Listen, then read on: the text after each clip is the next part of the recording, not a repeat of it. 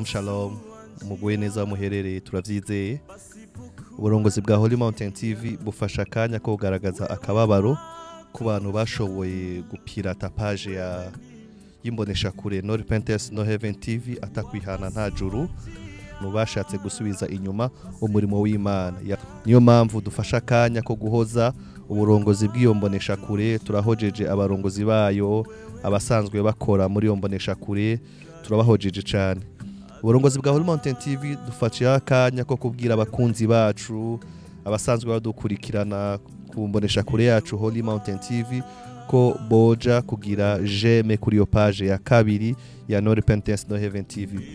Iriya page ya mbere yitwa No Repentance No Heaven TV ubu ntigikora, ariko barashoboye kugira iyindi ya kabiri.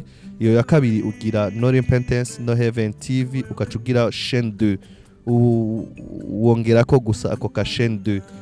Turasavye abakunzi bacu mugende mugire j'aime, mugire ama partage, ubimenyeshe n'abandi benshi.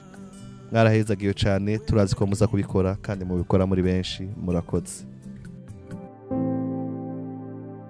Holy Mountain TV.